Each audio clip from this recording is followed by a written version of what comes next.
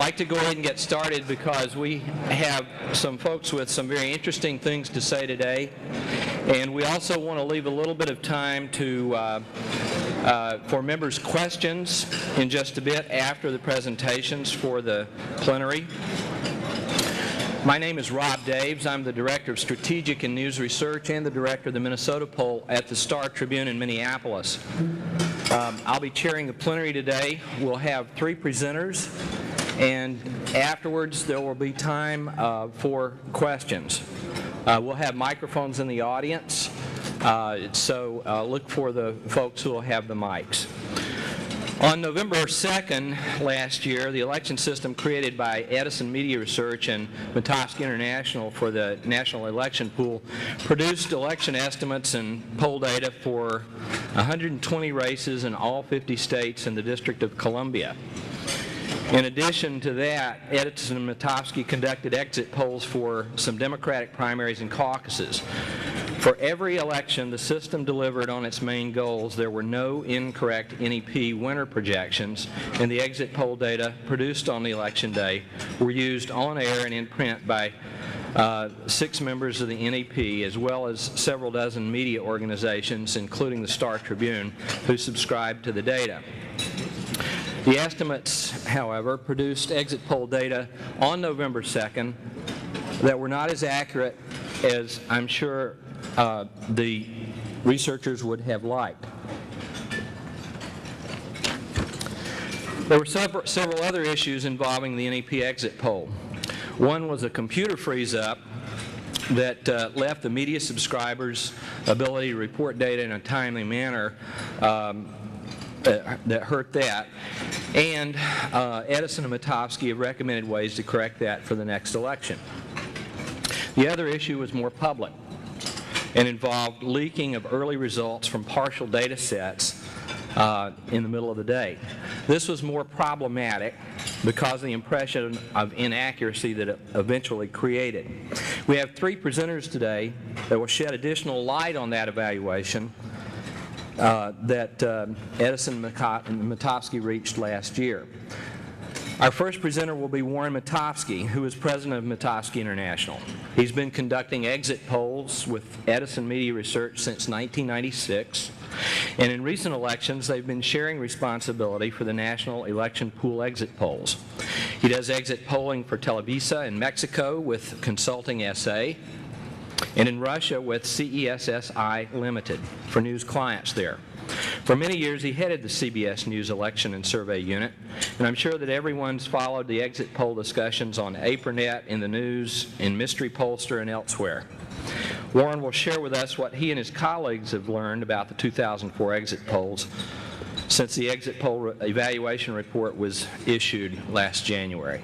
Warren Mitofsky.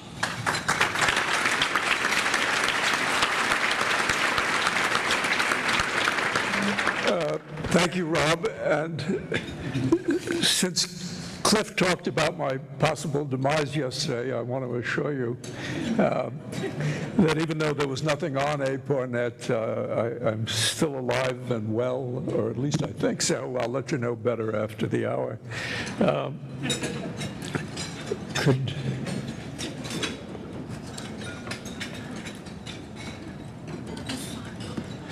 Is there something we got to do to turn this on?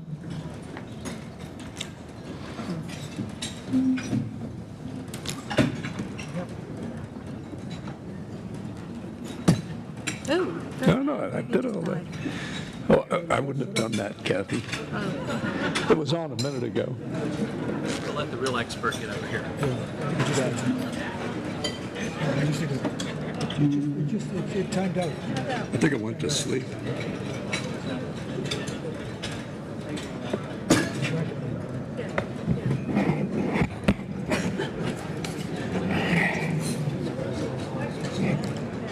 Ever since the advent of computers, we have the mandatory technology break at the beginning of each talk. We'll be up in just a minute.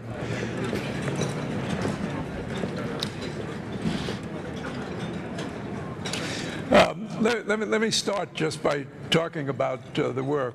The work of Edison Media Research and Mitofsky International, as you know, is something we do for the National Election Pool. The National Election Pool are 5 television networks, the Associated Press, and you've all heard them identified many times, so I'm not going to do it because I'll leave one out and then we'll have my first crisis of the afternoon. But they're our sponsors, and that's who we do the work for. The remarks that I make today are my remarks. They're not attributable to Joe Lenski, my partner, or to the members of the National Election Pool. So if you have any disagreements, it's with me and not with them. I thought we should start with an appropriate picture. That's Murray Edelman on the right. Stand up, Murray. And that's me on the left. And the fellow in the middle is Joe Waxberg. Joe Waxberg's a member of AAPOR. He doesn't come to the meetings, but he's been active in discussing the ideas for some years now. Joe was our mentor at the Census Bureau. And the one thing we learned at the Census Bureau was that there can be significant progress and innovation when good people disagree. And if you can't discuss your ideas, the ones you disagree with your peers, then something is wrong. The data that we've used for these elections is a little bit complex, and I want to give you some idea of the complexity before I talk about what we have. We have samples in all 50 states and the District of Columbia. For the exit polls, we've interviewed 60 to 100 plus voters in almost 1,500 precincts. That was over 110,000 interviews. We interviewed 5,800 absentee voters in 13 states before Election Day. We collected vote returns from almost 3,000 sample precincts. And we received the vote by county that the AP was collecting and transmitting to us. We made stratified estimates, post-stratified estimates that were both simple unbiased estimates and ratio estimates. We computed sampling errors on all those estimates, not PQ over N, but the actual error of the estimator with the design. We computed the bias on some of those estimates, and we did quality control on all of the data that we processed, or that we took in. There were exit poll estimates. There were quick count estimates, which are using the vote returns in the sample precincts, and there were county return estimates. And we did all those estimates with and without absentee votes. There were also composite estimates. We made a composite estimate of the exit poll with the pre-election poll, and that's what we were using during Election Day. We had exit polls and quick counts composited. We had exit polls and quick count and county returns composited. And I left one off. We also had the quick count and the county returns composited. So there's a whole series of composite estimates along with the individual estimates. We did this for 124 races in November, and we also did it for 23 Democratic primaries in a caucus. And as Rob told you when he introduced the subject, all our projections were correct. And furthermore, all the projections that NEP members made were also correct. So there were no errors coming out of this data as far as projections are concerned. The conclusion I'd like you to take from that is if you know what you're looking at, you can use the data for projection purposes quite reliably. We did one more thing on Election Day. We tabulated the exit polls from half the interviews, not all of them, as some people seem to think. Just too much data to take in. 110,000 interviews is slightly more than we can process. And besides, we don't need that much data to produce the analytic tabs. We weighted the tabulations to agree with the estimates. We did this 3 times before poll closing and maybe twice after the polls close. Tabulations are not our estimates. There seemed to be a lot of people that looked at tabulations that they found on the various websites of the members, and they seem to think these are our estimates. They're not. Tabulations are useful for analysis after they're properly weighted. What we did not do, we did not publish estimates of the vote. We urge members and subscribers not to publish estimates either. Furthermore, I've never published estimates from for a U.S. election from an exit poll. In the words of Bill Leonard, who was the vice president that started all this business at CBS years ago, exit polls are a blunt instrument. And what Leonard meant was exit polls are rough indications of the outcome, and they're not good for close elections. Close elections require some of that other data that I mentioned that we have available to us throughout election day. I thought you ought to know how good our work is, so I thought I'd quote an eminent survey researcher that an exit poll is always right is an axiom of politics. It takes a deliberate act of fraud and bias to get an exit poll wrong. Well, once again, Dick Morris has defined the practice that we're engaged in. I want to tell you a story about a conversation I had a few days after the election. I was in Maine. I was going to speak at a local college, and I was with a friend, and we were walking his dog, and another dog walker came up that he knew, and he introduced me and told him what I did. And the fellow said, you must be very proud of yourself to do all of those projections and get all of them right. And I felt pretty good because that wasn't quite the mood that I'd been in at the time. But that was the first dog walker. The second dog walker came up about 20 minutes later, and it was the same scene. Also another friend of the fellow I was with. He introduced me, told him what I did, and he looked around and he said, "You're going to eat a lot of crow, aren't you?" And I thought, it's all a matter of perspective. If you have some idea, what your goal was, then you can either get congratulated or condemned. I thought our goal was to make projections and produce analysis, and I think we did that pretty well. Let me give you some idea of the errors that are in the exit polls. And the errors in the exit polls that we're going to refer to are errors that occur within the precinct. And when I talk about the within precinct error, I'm not talking about the error on the estimates. Okay? In 2004, we had a within precinct error of 6.5 percentage points. What that is the difference in the margin from the exit poll and from the vote count. Now, the error on the estimates for the same presidential races averaged 3.4%. So this is not the error on the estimates. The error on the estimates was 3.6%, or 1.8% on a candidate on average. We noticed something, and I should say that Kathy Frankovic and her people noticed something, and that is this error within precinct, which we're going to talk about for a few minutes now. It seemed to be related to a question in pre-election polls called attention to the campaign. Have you been able to pay some or whatever, or a lot of attention to the campaign? The percentages saying a lot of attention to the campaign are highest in 1992 and 2004. They also happen to be the years of the highest turnout for the election, and they also happen to be the years with the highest within precinct error. So we have some clue as to what's coming from the pre-election polls. I want to quote another eminent pollster who thinks that the gentlemen who are responsible for the exit polls should be fully transparent, release their data, discuss their methodology, and for this we have to thank John Sogby.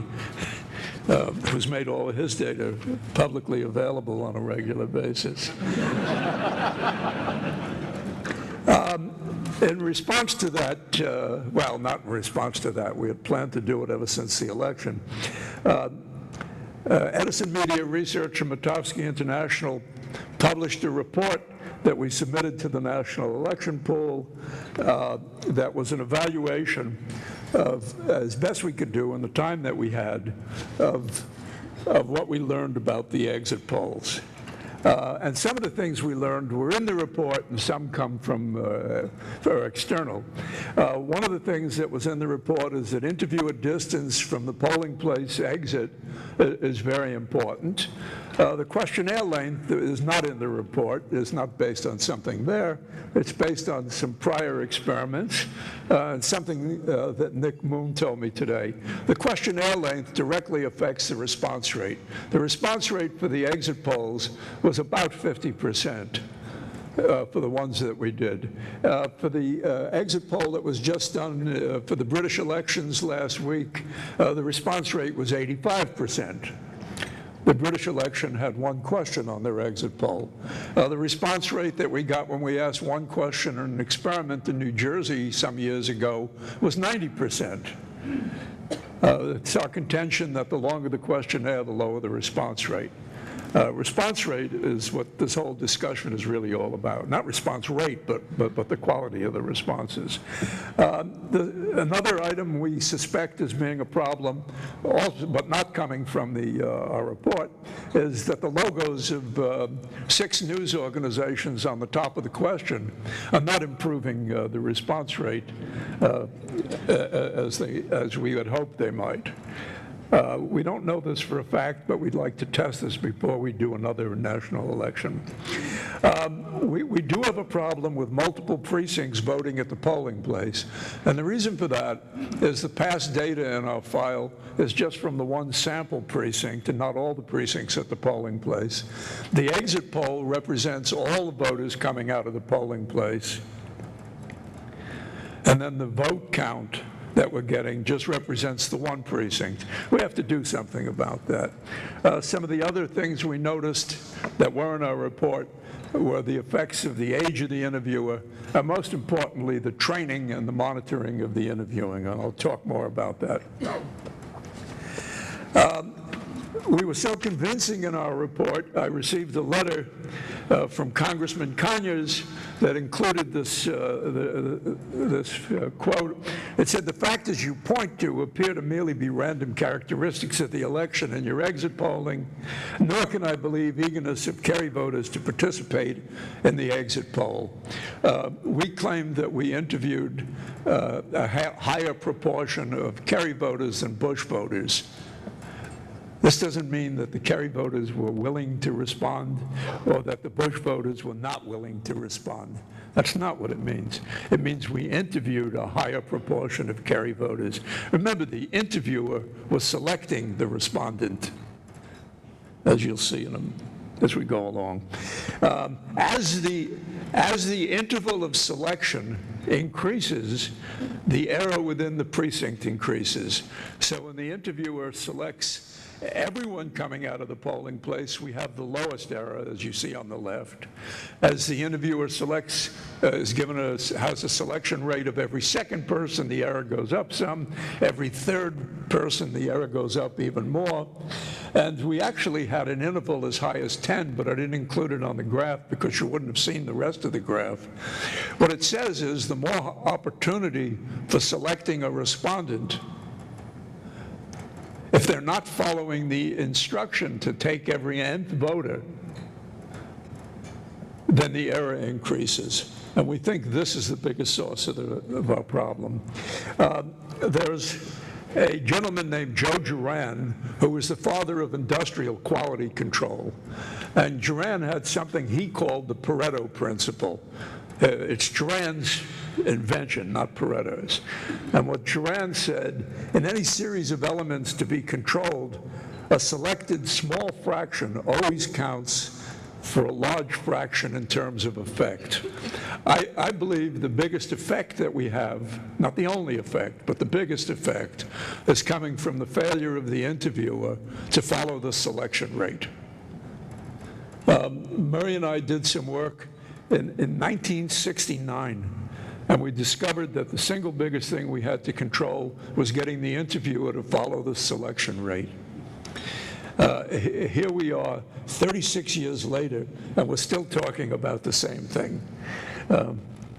It's amazing. I already described the within precinct error calculation. There's a problem with it. This is what all our measurement was based on that was in our report, the within precinct error. It's the margin between the two candidates in the exit poll as compared to the vote count. A woman named Elizabeth Little was a lot smarter than we were, and what she showed was that there's a confound in the error measurement that we used. The error measurement itself is affected by the partisanship of the precinct. What she did was she simulated some data that had a 2-to-1 response for Kerry over Bush. Now that's a lot more extreme than what we were dealing with. We think there was a very slight difference between the Kerry and Bush rates. But she did this just to show the effect of the confound.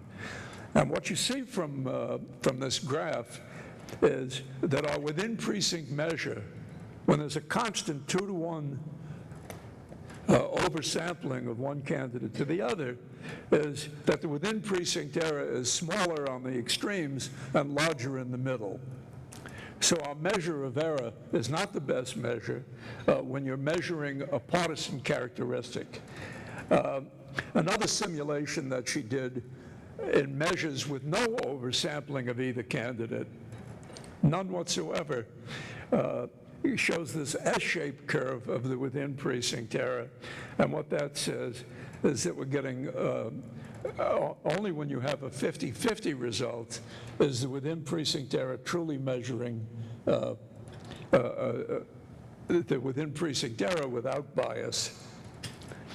The index that she came up with includes the within precinct error as one of the terms, and it also includes the vote of the precinct in her index. It's the log of a complicated expression. If you're interested, her paper is published on GeoCities. The derivation is rather straightforward, if you care to look at it. But we used her index.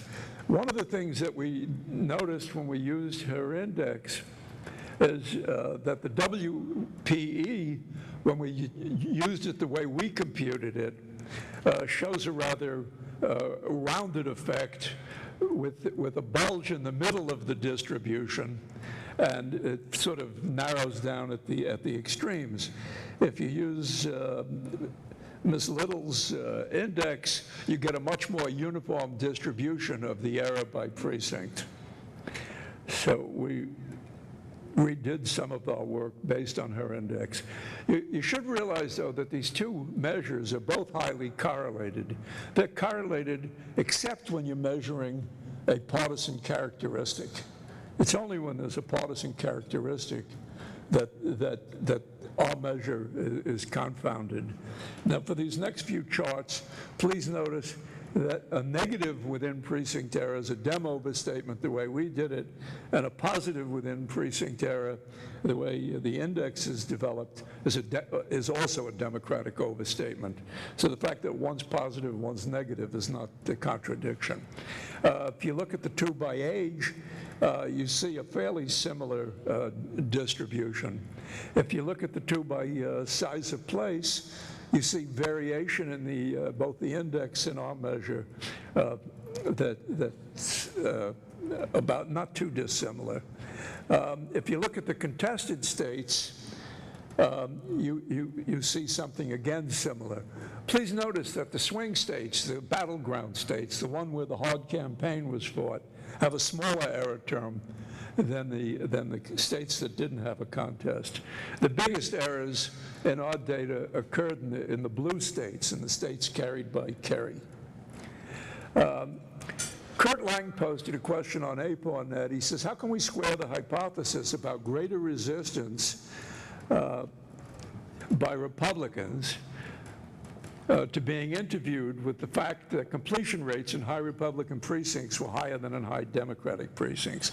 What Kurt was looking at is something in our original table that showed for the high Republican stratum, the largest within precinct area and the highest completion rate. And I admit that that does look like a contradiction, and it fueled a bit of discussion, and I thought it was worth answering Kurt because he asked a good question. If you look at this, I talked about the problem of the data in the multi-polling place precincts. If you look at polling places with a single precinct, you still see the large within precinct area and the high Republican stratum, but you don't see the high completion rate anymore. The high completion rate is coming where we have bad comparative data and where you're not really getting a true measure of the vote because you're using vote from something much different than the exit poll precinct. There's another problem with this, and this particular table is very sensitive to where the boundaries were drawn for each of the 5 strata or partisan types of precincts.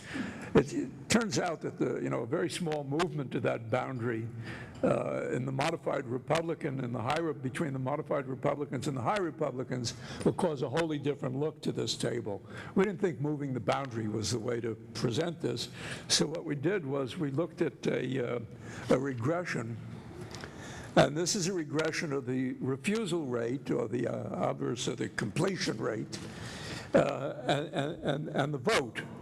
And what you'll notice from this is that the slope of this particular cluster of precinct returns is not significantly different from 0, and nor is it significantly different from the slight upward slope predicted by the postulated higher rate of refusal by Bush voters. We looked at another question came up, and that is, why is the errors different in the Senate races than the presidential races? Well, they are a little different.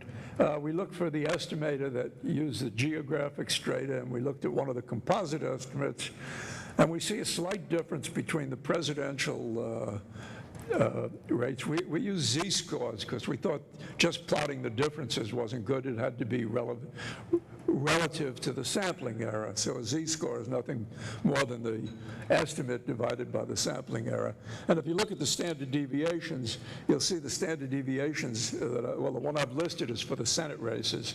The standard deviation is much bigger than the difference between these estimates.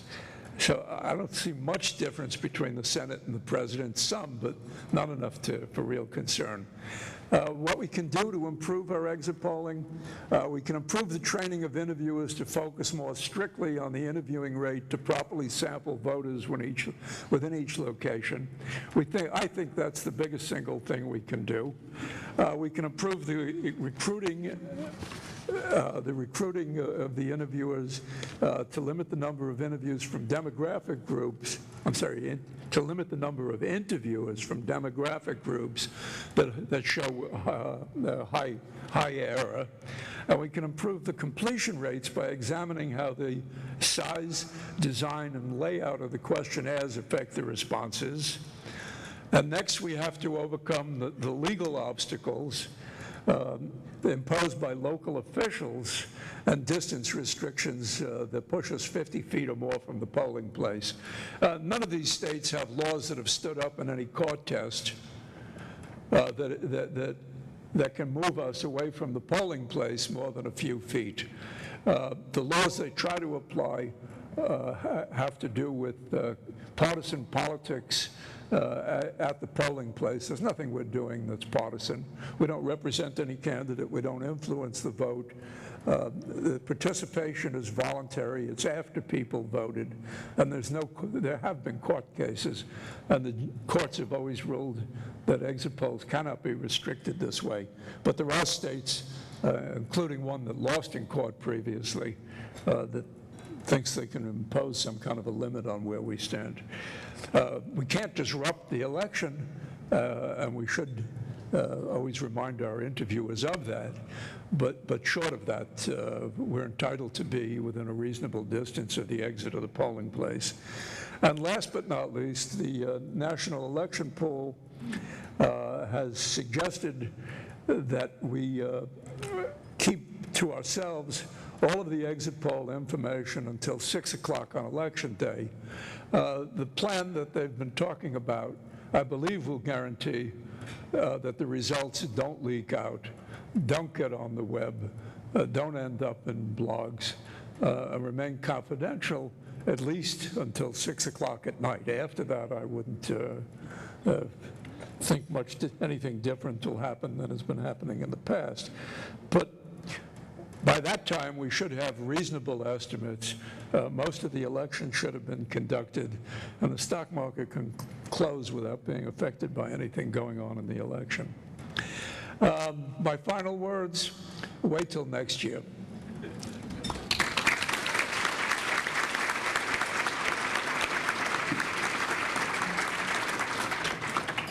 Thank you, Warren.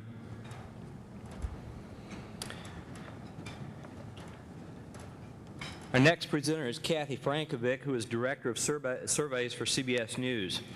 On election night 2004, she organized and coordinated the CBS News decision desk, which made its projections in the election night studio. She's a former member of the Academy and has served as president of AAPOR and of the World Association for Public Opinion Research. I might also add that she has an absolutely golden voice for broadcast and a particular talent for teasing 15-second soundbite nuggets out of poll data. Please welcome Dr. Kathleen Frankovic. Thank you.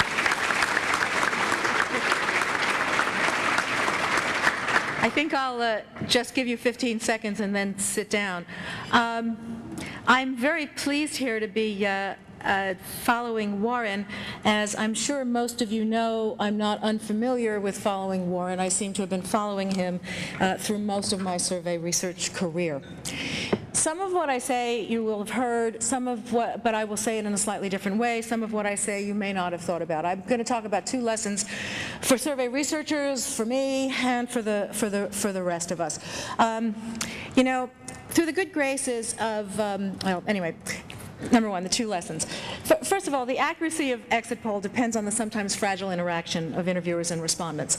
I'm going to talk a little about that relationship and about how it works at the polling place and some of the concerns that we've learned about over about the last 25 years. Secondly, I think it's fair to say that we've credited exit polls with a false expectation of impossible precision. We think they're precise, we believe them, we run with them, and we need to be more alert to the issues that are involved with them. An example of that, through the good graces of ABC News Nightline, and my apologies to Peter Pekarsky, who happens to be in this room, I'd like you to listen to this. Oops, sorry.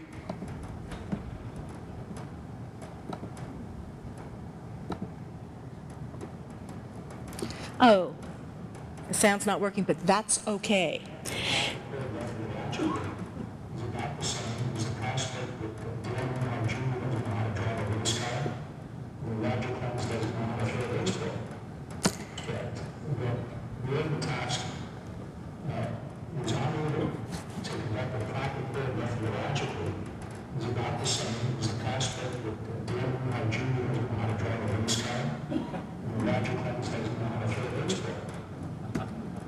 In case you couldn't hear that, prospect that Warren Mitofsky was unable to conduct a proper poll methodologically is about the same as the prospect that Dale Earnhardt Jr. doesn't know how to drive a race car. Roger Clemens doesn't know how to throw a baseball.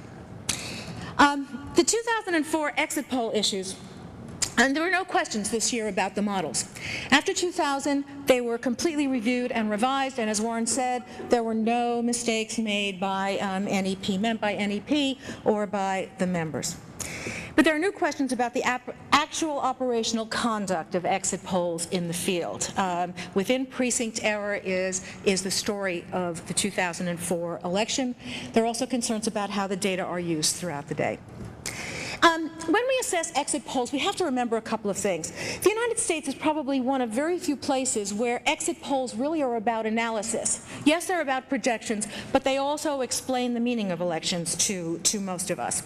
It's also one of the few places where we can assess the accuracy at the precinct level, and we have been evaluating the accuracy at the precinct level for years. You know, since we have limited knowledge of the details of interviewer-respondent interactions elsewhere, and we have concerns about vote counts elsewhere, we may never know how accurate recent exit polls in places like Venezuela and the Ukraine really were. And so we really need to treat them with caution. It's interesting that we treat polls from places we don't know and from areas we don't know, accepting their precision in a way that we don't accept the precision estimates from some of our own surveys, because we know more about our own surveys. This is the NEP National Exit Poll in 2004. It looks pretty much the way an exit poll has looked for a long time. It's got a front side and a back side. It's got about 25 questions. It's self-administered. Warren mentioned the British exit poll. That's the British exit poll. That's us. That's them. It's an interesting difference. This is clearly not about analysis. It is about projection. And there are issues that come along with that. How accurate it is, what's the response rate, what do you know about it? And it's worth its own presentation, I think. This is 2004, the exit poll problems, the largest within precinct error ever, or at least within the last 5 elections, and only 1992 came anywhere close. 6.6%, 5.0%. Now, Warren mentioned voter interest and turnout as correlates of this. The 2 years with the highest within precinct error had the highest turnout. The 2 years with the highest within precinct error had the highest number of people paying a lot of attention to the campaign. These are intense campaigns.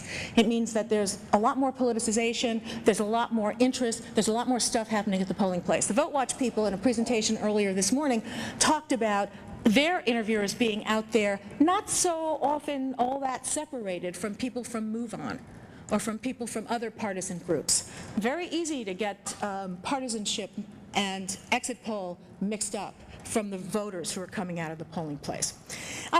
There's also some correlates. In most states, the relatively small absentee vote isn't counted. You obviously can't tell what it is from the exit poll interviews, but I think we need to look more to the interviewer-respondent interaction.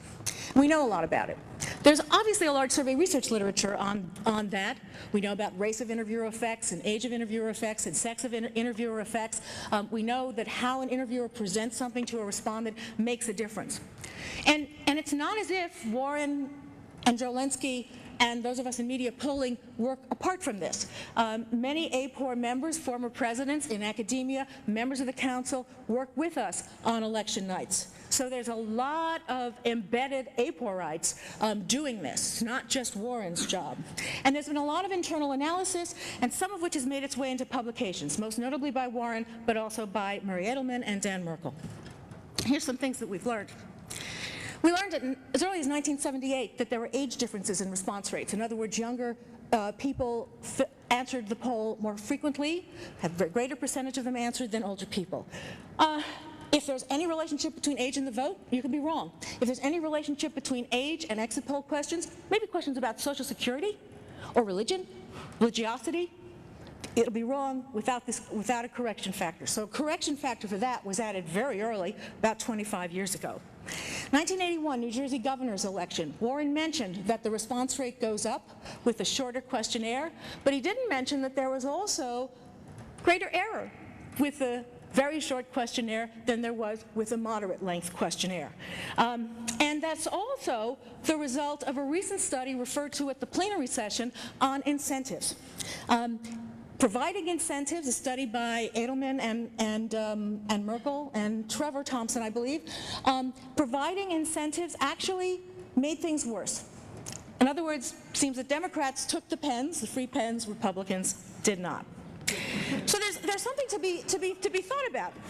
1989, the Virginia governor's election, Doug Wilder wins. The exit polls, race of interviewer affected who responded.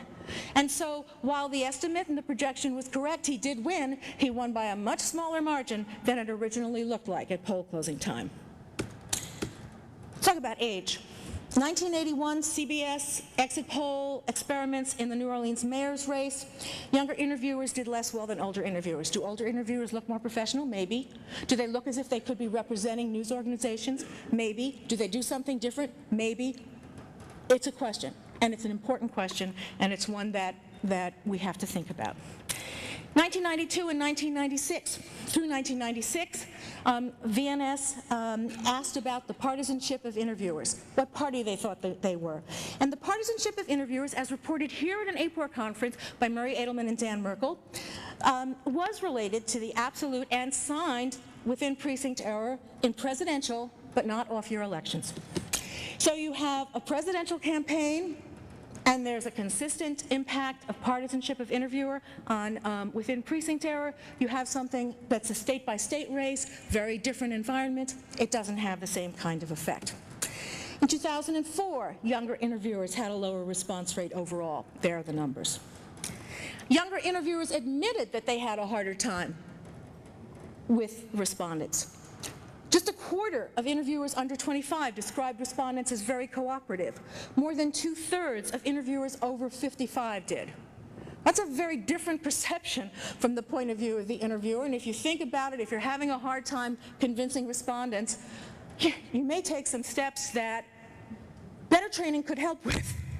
You may be missing that response rate, missing that selection rate you're supposed to have, and younger interviewers had a greater within precinct error. This is the response rates for young and old voters. Green is for voters under 30. Blue is for voters 60 and above among interviewers under the age of 30 in 1992, in 1996, and 2004. Younger interviewers consistently show large differences in response rate based on the age of the voter. Now, the difference is in the double digits. It varies from year to year, but it's a serious difference. Older interviewers, same years, same groups of voters, show a similar pattern, but the difference is much less striking. Younger interviewers, older interviewers. There could very well be a lot going on in that space of people who are not responding, who are older, who are responding to what they're seeing with the interviewer and how they're thinking about the interviewer. Age and interviewing. It's not that younger interviewers aren't good. It's that different kinds of voters may perceive them differently, I think. Partisanship isn't visible. Interviewers don't wear buttons. But they do have physical characteristics that can be interpreted by voters as partisan. In 2004, the huge news stories, huge discussion about this massive younger vote that was going to come out to benefit John Kerry. You're a voter, you come out, you see a young person, maybe that's going through your brain. And when the interviewer has a hard time, they may be tempted to gravitate to people like them, younger people, not older people, and that can be affecting what takes place at the polling place. Prove the methods, Warren's right, better training, recognizing that potential respondents make judgments about what interviewers are thinking all the time, and ensuring better relationships with election officials. Twice as many interviewers reported that they had to stand far away from the polling place in 2004 than did so in 2000. Obviously affected the quality of the response they were able to get. I'm going to take my last few minutes, and I'm going to talk about the other election day issue, early exit polls. As you know, websites posted leaked results within an hour of their release to NEP members and subscribers. The first I found, looking backwards, is at 1:57 p.m. We got the data at 1 p.m. Thanks to Mark Glazer of the online journalism review of USC Annenberg, interviewed one of these people who put it up there around 2 p.m., the Daily Coast, Marcos Melitsas, who says, if someone says I'm being irresponsible, I can just say, screw you. So websites posted those leaked results with a traffic deluge, with some sites going down. Some sites actually posted disclaimers, but did they matter? Well, the same blogger, the Daily Coast, said all the caveats in the world didn't seem to accomplish much. People who were paying attention this time was their first time tracking an election as closely as they did. Now, some justify this as spreading democracy, giving people access to data. It's very close to an argument I make for media polls. But media outlets put out polls that they understand and that they've taken, not necessarily polls that they've just heard about.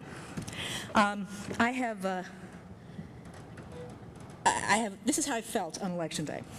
This is me in the studio, quietly working. Picture appeared in USA Today. Todd Pitt took it. But little by little, stuff was going on outside of me, outside the studio, that I knew not much about. I'm working away. Websites are posting stuff. And the election was not about what we were saying so much as what was happening outside. And something I didn't know until days later, what was going on outside affected the stock market. How? Well, it just did. I have a few comments to make, and then I will close. Polls seem for us to have become our reality. As they're reported, they create precision about a subject and about the public's view of it. It obviously adds precision to journalism. And I use the word precision because it's Phil Meyer's word, precision journalism. But that precision that we have can sometimes be a very false precision. On Election Day, exit poll results provided expert knowledge, was neatly quantified, sometimes it was false. And once that was established, the belief in polls as fact continued, despite what might be contrary evidence. But I'm going to give Warren the last word here. Again, from ABC News Nightline, mid-January.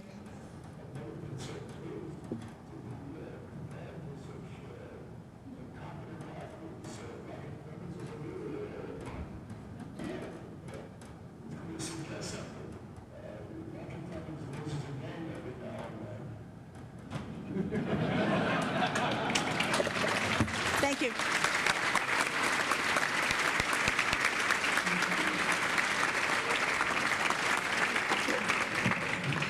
Thank you, Kathy. Our final presenter is Dr. Fritz Scheuren, who is currently president of the American Statistical Association and a long-experienced survey researcher and sampling statistician. He currently is vice president for statistics at the University of Chicago's National Opinion Research Center. He's a longtime member of AAPOR and is no stranger to exit poll methods and measures. His most recent hands-on experience was just this past year helping conduct an exit poll in Albuquerque, New Mexico. As a member of the Election Science Institute, Fritz has been examining the results of the 2004 presidential election in Ohio using the Edison Mitofsky exit poll there. Today, he's going to share those results with us, and if I'm right, I think we'll leave with a challenge from him. Please welcome Dr. Fritz Scheuren.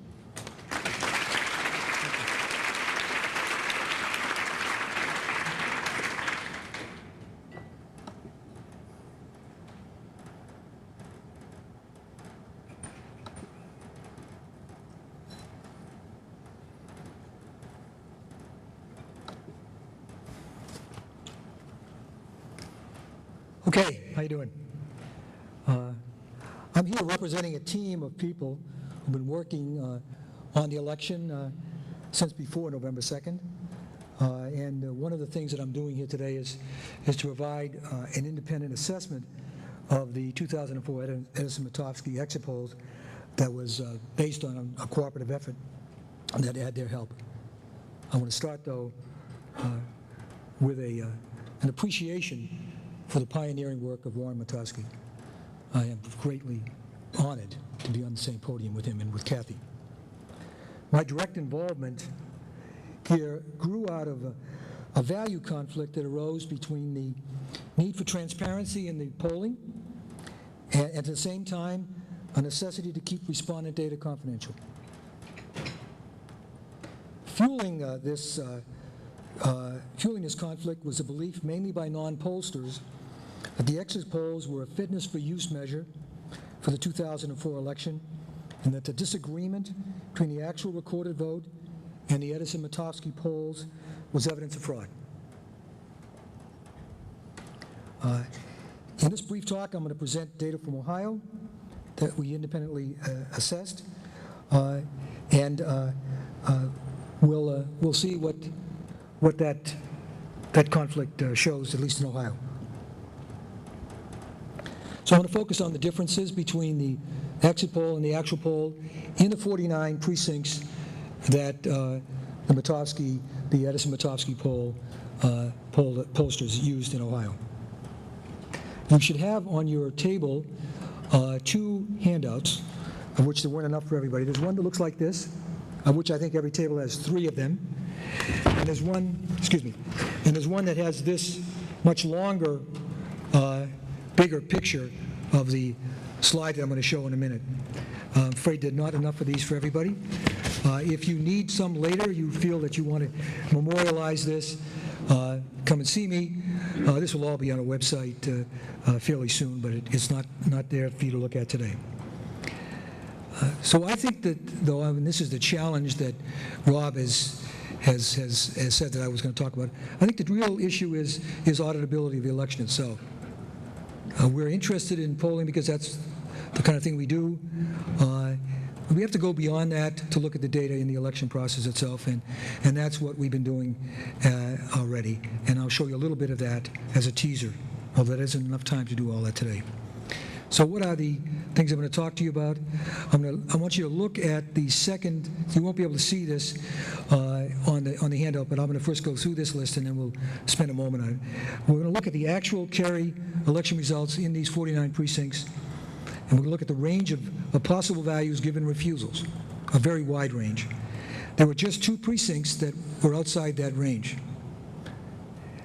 That range says that all of the difference can be explained by the refusals. There's an undue focus on the difference between the actual and conventional. I'm calling it split the difference, middle value. That's a model, a missingness model. That's not the right answer. That's just a model that we decide how to treat the refusals. So we have a contrast between a model assumption, untested, and the issue of election fraud, right? So we're really talking about things that are up in the air a lot, I'm afraid. So let's look at this for a moment. I hope you can see this. Can you see this? Let's take one of these. It's more in the middle here. Okay. This gap here is the actual exit poll number when you just look at only those who responded. The range is provided by those who refused, because you can assume that everyone who refused either voted for Bush or voted for Kerry, and depending on what you assume, you can make that as wide as that figure is.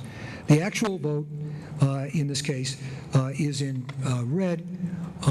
It was the actual vote, the recorded vote. So that's all of these, except the two that are shaded, double shaded, were inside that range. So on the face of it, you can say, well, I can accept Warren's hypothesis that the difference could all be due to differential Kerry Bush people responding to the exit polls. That is, in a sense, I could sit down, but I think let's do a little more. Let's look at these refusals versus the fraud alternative. Let's think about those gaps between the exit poll number and the actual. Okay, and we'll see what we can say about those gaps. First of all, we'll look at whether those gaps support the fraud concern. Okay, and it doesn't, in my opinion. The actual results are similar, not different, for those who understate. The exit poll understates, and those for whom the exit poll overstates the actual votes. This next scatter plot shows that. And you'll see in just a moment here that you can see there's a different color here, but they're mixed together. Those polls, those precincts where the exit poll overstated Bush, and those where it understated Bush. I don't see anything here that's following a similar distribution. Don't see a problem here. What's being plotted is the 2000 Bush vote versus the 2004 Bush vote. And these are percents. Let's do another one. Similar idea. Sort of the same play on the same data. I'm going to look at this again. Now we're going to look at the actual difference between the exit poll result and the election. We're going to compare that to the 2000 exit poll. That's what we're looking at, the 2000 exit poll versus the 2000 actual gap. And looking at against the change between 2000 and 2004. Now, if the fraud hypothesis, one way of thinking about this, if the fraud hypothesis were valid, and it only occurred in 2004 and not in 2000, then there would be an undue increase in the Bush vote in 2004 over 2000, and that would be related to that gap. That the exit poll would have picked that up in the gap. But the gap is, so we can actually calculate the correlation between the gap and the change in 2000 and 2004. And the correlation is 0.03%. Really, really ridiculously low, okay? Essentially zero. And here's the scatter plot. Nothing going on here. Nothing going on here. The exit polls are doing a good job of what they were intended to do, but they're not doing a good job of picking up fraud. At least not in Ohio. So where are we now? Well, we have no evidence the Ohio polls predict anything unusual in the actuals. And hence, I'm unable with this data to sustain a fraud verdict. But what about other evidence? Because I don't think that we've looked enough at other evidence. In fact, if you were listening to my beginning comments, I think we're not looking in the right place, in fact. How about the election results themselves? That's where we need to be spending our time, and indeed we have been doing that. I'm going to just show you a single plot. We've done lots and lots of these in different counties in Ohio, at the precinct level, at the county level, but this is not my talk today. My talk is about election polls, and you'll see this, and this is what we are looking at now, and we will be presenting these results over the next several weeks. Here's a scatter plot of Kerry difference between the actual and predicted. And you also, a kind of equipment is being used. And you'll notice that in some of these counties, the big counties, Hamilton, Franklin, and Cuyahoga in Ohio, there are more Kerry voters than our model predicted. Our model is a time series model. We actually have two models. One, we only go back one election to 2000, and the other we go back all the way to 84. Okay, the 84 is much better. This is the 84 data here. But we present both of these, and we look at how good how good the predictions compare to each other. But here we're seeing that in fact there were more voters for Kerry than the model predicted, which is in keeping with what I think probably happened in the bigger counties. In the smaller counties, virtually no change from the predicted values. But of course, what does that mean? What do we do next? Well, we're going to drill down into those counties, not only the ones that were above our prediction value, which is, by the way, contrary to the voter fraud hypothesis, but also in some of the ones that are essentially flat between 2000 and 2004. I'm not going to present that now, but we are doing that work, and we will be presenting it. And it'll be announced on AAPOR.net soon. So here we are, lessons learned, next steps. I think the exit polls are very important as a quality check on the election itself. Some of you heard Susan Gabbard this morning talk about an exit poll we ran in New Mexico. We're not interested in predicting the outcome of the New Mexico election in Albuquerque. We were interested in seeing if we could pick up what was going on inside, inside the actual vote precinct, as seen by the voters. And we think we succeeded there. But we succeeded because we had designed that in. Using the exit polls as a quality measure for the election has to be designed in. It might have been wonderfully coincidental if the existing Edison-Mitofsky effort had been able to do that, but it wasn't designed for that. It was designed for an entirely set of different purposes, in which I think it was quite successful. In New Mexico, we think we were successful, but we don't believe that is enough by itself. the actual votes and voting process and data needs to be made available in a way that allows us, all of us as citizens and as professionals, to get inside of it and to use and to have a greater transparency within it for our use. And that shouldn't be after the fact, long after the fact like this. It needs to be in as real time as possible. Maybe even as real time as the exit polls themselves. That is not impossible, by the way. It's difficult, but not impossible. We need to do that as professionals in a cooperative effort. I mean, after all, the people inside the polls, who run the polls, my wife does that, they're not some bad people. Okay, I certainly wouldn't get away with that with my wife, but they're just like us. Although I must say they're a lot older. I very much doubt very many of you have been poll workers. It is typical for people of our generation. My wife's from China, and she's a naturalized citizen. She took it seriously. It's very typical for people of our generation not to be in the polls, not to work in the polls. That's going to change pretty soon. It's going to have to, because those people are not going to be around. We need to get up to, we need to understand the system, and the way we understand it is actually by volunteering on Election Day. Either inside or outside, but I think inside is better. But anyway, we have a cooperative effort now underway in Ohio, and I mentioned Susan. Susan's sitting here in front of us, and also Steve Hertzberg is mounting the effort in Ohio with some of the counties in Ohio to actually find a way so we can deal with this in a cooperative way and be successful in making the election real-time auditable and transparent, so that we end up trusting the results if they're trustworthy, and we know whether they're trustworthy or not. We don't have to guess. So last comment is what I've already said. Your help is needed. Thank you. Okay.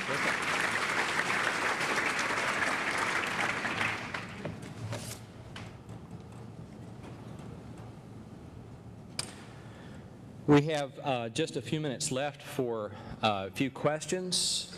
I have, let's see, Kat and Nancy. Where are you? Kat, Nancy.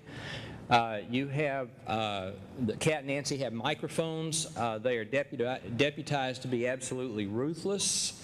If you run on with your question, they will remove the microphone from your hand. So if we have any questions, got two over here.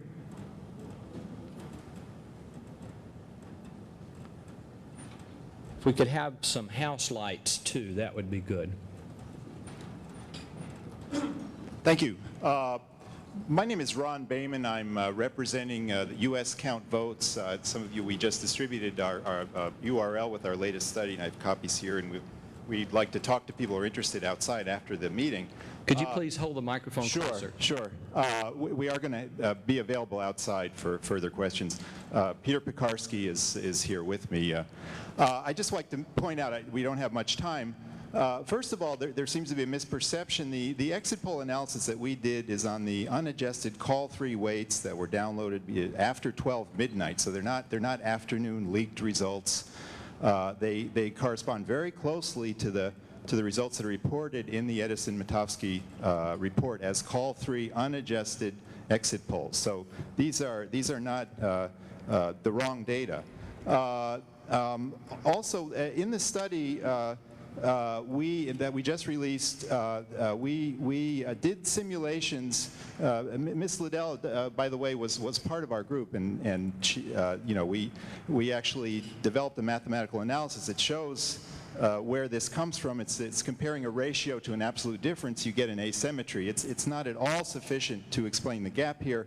So I just want to say that we did two different kinds of simulations and an aggregate analysis, and showed that it is mathematically infeasible based on representative precincts to get Warren's or the data, the aggregate results released in the Edison Mitofsky report, and it is infeasible based on detailed simulations also to get those data. So we feel very strongly that the uniform bias hypothesis, this hypothesis that's stated in the Mitofsky report, and I quote, 56% Kerry voters, 50% Bushry voters can explain all of the WPE, is simply cannot be correct.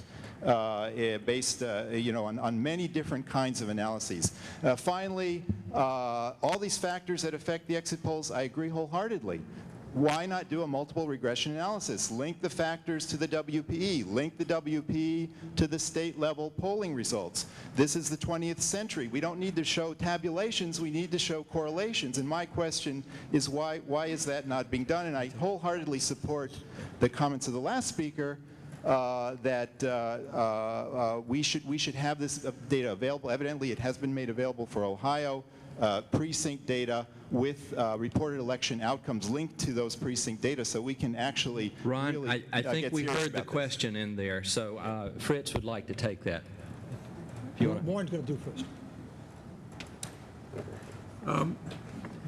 I noticed on the report that you handed out that there are 5 names listed. Correct me if I'm wrong, but I think that's down from the 26 on your initial claim that there was exit poll proving fraud. Let me correct a few things that you said. First of all, there was no unadjusted data reported. There is no such thing.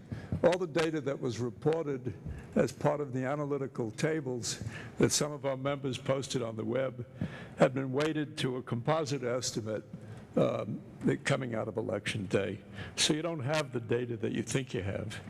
The second thing is, I looked at your report, and the simulation data on your key chart looks nothing like the real precinct data. Whatever data you're analyzing bears no resemblance to the election data. And the third thing is, we have done a regression analysis. We've done rather a complete and complex regression analysis, and it supports all the things that I said today. The key variable was a response rate. I'm sorry, the interviewing rate. No, I understand. I'm glad the question was asked because I have something I left out. We're releasing the data on the actual election results by precinct in a way that makes the precincts unidentifiable. If you've been looking at the public use file that Warren so wonderfully put up for all of us, thank you, Warren, you'll be able to match that data, because they produce an arbitrary ID number, and you'll be able to do all of your analysis in that context. What I've just provided you is a single approach here to this data. I caution you, however, that you're looking in the wrong place. It's not the exit polls that we need to be looking at. It's the actual data in the election. And we found concerns in Ohio. We did not find concerns that were systematic enough to change the outcome of the election. There's certainly errors in the Ohio data, and we've been looking at them, and we'll be displaying them, and I think you'll learn more from that. What we have to really do is work on how to do this much better and faster next time, so we end up believing the results instead of having a controversy like this go on and on. I would argue that what we need is good data and not continuing to focus on models which may or may not be correct. But let's get real data and use the data, and not exit poll data alone. Okay. Now, members' questions. We've got a hand over here. Oh, I'm sorry. Go ahead. Question for Warren. Could you identify yourself, please? Or do I have to? No, I'm Jay Matlin, and I don't really have a vested interest here. But I guess my question was about the age distribution of the interviewers. Were there a lot more younger interviewers this time than there were in previous exit polls? Did the age distribution of the interviewers change from 2004 to prior elections? I don't know the answer to your question. The age distribution this time seemed rather heavily weighted towards younger interviewers. But in the regression analysis, it isn't nearly as significant a factor as some of the other things I mentioned. Our next question is back here. Hi, I'm Betsy Martin from the Census Bureau, and I guess I'd like to start by thanking the speakers for a really excellent session. It was very, very stimulating, excellent session. Can you hear me? Thank you. Thank you. But I share with Kurt Lang the question he raised on AAPORnet, which was how the differential non-response could explain the results when it seemed like there was no relationship between the partisanship of the precinct and the response rate, which you confirmed in this presentation. And the other explanations also were troubling, because even in the ideal circumstances, like when the interviewers were right next to the polling place, there were still very high error rates. And that left me with the question of whether you have thought about or plan to build in evaluations as part of the exit poll process that will help you shed light on any of these, any errors or biases that come in the future, a way to be able to explain what's going on when something like this happens. Well, is this microphone on? It's on. If I understand your question, Betsy, we do have built in an estimate of the bias in the exit poll that goes on during the day on election day. It's dependent on the difference between the exit poll and the vote count in the same precincts. Now, obviously, we can't do that evaluation till the vote counts are available. But as vote counts come in, we start computing that, and we compute it in all the states with all the exit polls. What we can do in the future after the election, I'm not quite sure what you have in mind. Well, I meant explanations, an evaluation that would allow you to explain, have data to support hypotheses about the biases that may affect the results. Let me just say something, that there's a lot of data that has been collected internally for years. So that when people talk about distance from the polling place, when people talk about the age of the interviewer, when people talk about perceptions of the interviewer as to whether they're having trouble, that there's actually a lot, been a lot of historical information. So that I think that most of the data are collected on a routine basis. Throughout the day, the issues with age of respondents, issues of gender of respondents, any issues with race of respondents in terms of differential response rate, that's all known in the course of the afternoon. So there is a lot of data. And Betsy, if you've got other suggestions for the kinds of information you'd like to see, why don't you tell us? Okay, we've got time for one more question because we want to keep Tom Smith's excellent conference running on time and get you back to your 2:15 session. Tom? I'm Tom Guterbach. Again, compliments on an excellent session. The 2004 election, the reporting to the public of this election did not involve, as you pointed out, any errors in prediction. Nobody made a bad call. A great improvement over what happened in 2000, obviously. That's a great thing, and who gets credit for that, actually? We haven't seen that the exit polls themselves were more accurate. Is it the people at Warren's side who were reporting their results with more warnings on the screens, or was it the people on Kathy's side who were more careful about what they called? How did you avoid making the errors this time? I'll take the credit. No. Use the mic. Take the mic, Vinny. I think you just have to realize the review that took place after the 2000 election. It was a review that not just encompassed the statistical modeling, but it was internal reviews at every news organization that was involved in the 2000 election. I was a part of a 3-person panel at CBS News. We produced an 87-page report on the 2000 election, and we made some promises. Network executives went before Congress and made some promises. And one of the promises was that we were going to be extremely cautious, and we made that clear. I think everybody said that at some point on election night in terms of what we were going to say. And we were going to, we took the opportunity to review the kind of language that had been going out on the air, language that had gotten too certain over the years, and I think that imbued the reporting on election night. So I think it's clearly the aftermath of 2000. both in terms of changes and improvements in the system and in the modeling, but also in terms of the way news organizations approach the data. As usual, we're going to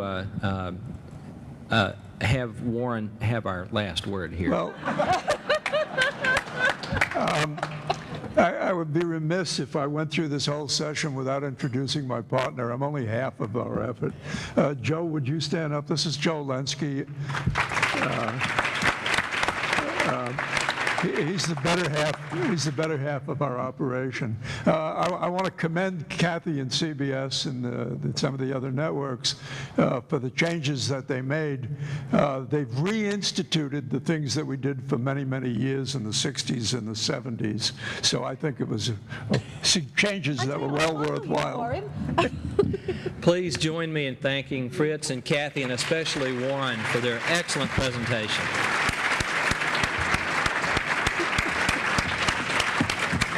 Good last word, Warren. That was good.